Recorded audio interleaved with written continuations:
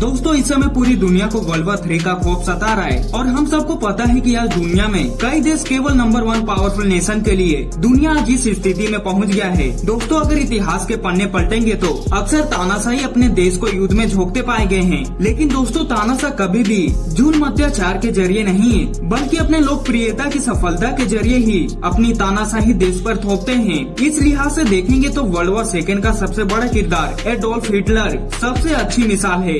दोस्तों Peter Fritz की किताब Hitler first 100 days the third rise में इस बात का जिक्र किया गया है कि कैसे हिटलर लोकतंत्र डेमोक्रेसी के जरिए ही तानाशाही तक पहुंच सका। तो दोस्तों चलिए जानते हैं कि हिटलर लोकतंत्र डेमोक्रेसी कंट्री को तानाशाही में कैसे बदल दिया। दोस्तों आज दुनिया में कई नेताओं की तुलना हिटलर से की जाने लगती है। इसमें तो बहुत से लोकतंत्र देश तक शामिल है। रूस के राष्ट्रपति व्लादिमीर पुतिन को भी रसिया का तानाशाह बताया जाता है, खास तौर पर जिस तरह से पिछले 20 सालों से उन्होंने खुद को रसिया के सत्ता में लगातार कायम रखा हुआ है, जिससे वेस्टर्न कंट्री रसिया को ही दुनिया को तीसरे वर्ल्ड वॉर के मुहाने पर लाने के लिए जिम्मेदार मानता है। लेकिन दोस्तों कोई नेता तानाशाह कैसे बन जाता है यह समझना भी बहुत जरूरी है। दोस्तों न्यूयॉर्क के टाइम में प्रकाशित फ्रिट्ज की किताब की समीक्षा के अनुसार यह बुक हिटलर के इसी पहलू पर रोशनी डालती है। फ्रिट्ज ने अपने बुक में 1933 के समय से शुरुआत की है, जब हिटलर पहली बार जर्मनी का चांसलर बना था और उसकी सत्ता के शुरुआती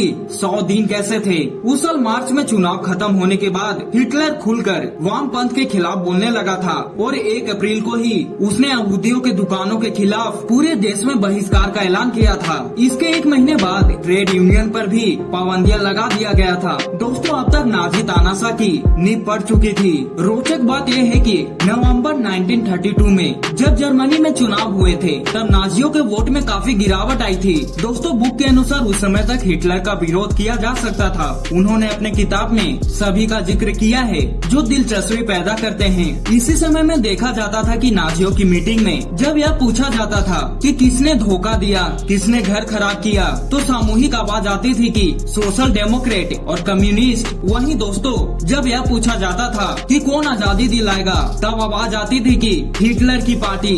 इस तरह की नारेबाजी 90 साल पहले नई चीज थी। दोस्तों बुक में एक रैली का भी जिक्र किया गया है जिसमें स्पीकर ने वेमियर तंत्र और उसके नेताओं की आलोचना की, जिसके जवाब में लोग कह रहे थे कि उन्हें फांसी पर लटका दो, उन्हें मार दो। इस तरह की नारेबाजी में लोग में एक तरह की नाराजगी साफ तौर पर दिखाई दे रही थी, जिसमें यहूदियों को मरने के लिए छोड़ देने तक की बात कही जाती थी। दोस्तों हिटलर के शासन के 60 दिन बाद यहूदियों को दुकानों का पूरे देश में बहिष्कार होने लगा। यहाँ की उन्हें सामाजिक और वैधानिक तौर पर भी खारिज किया जाने लगा था। 100 दिन खत्म होने तक लोक सेवक और दूसरे व्यवसायी यहाँ साबित करने में लगे थे कि उनके परिवार में कोई यहूदी नहीं है। हिंसा और धमकियाँ बढ़ने लगी थी। इसमें फर्स्ट वर्ल्ड वॉर में जर्मनी का बेइज्जती का तड़का भी शामिल था और नाजियों के खिलाफ वेस्टर्न दुष्प्रचार का विरोध ज्यादा व्यापक होने लगा था। दोस्तों हिटलर के पहले 100 दिन बदलाव की कहानी बताते हैं। हिंसा, धमकी और खौफ का माहौल विरोधियों के खिलाफ ही इस्तेमाल नहीं होता था, बल्कि आलोचकों को चुप कराने और समर्थक को शक्तिशाली बनाने के लिए किया जाता था। लेकिन फिर भी समर्थक की संख्या कम नहीं थी।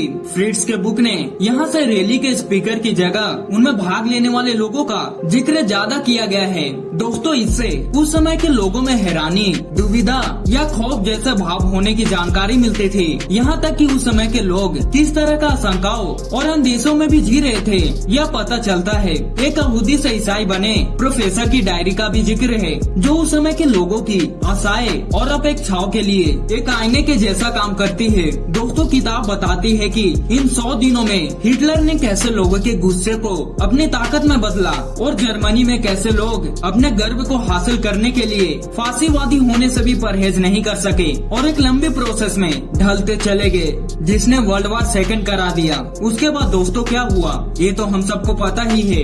दोस्तों आशा करता हूँ कि आपको इस वीडियो से कुछ सीखने को मिला हो। दोस्तों अगर वीडियो पसंद आई हो तो वीडियो को लाइक और चैनल को सब्सक्राइब करके बेल आइकन को ऑल जरूर करिएगा, ताकि हमारी ऐसे नॉलेजेबल वीडियो सबसे पहले आप तक पहुँच पाए।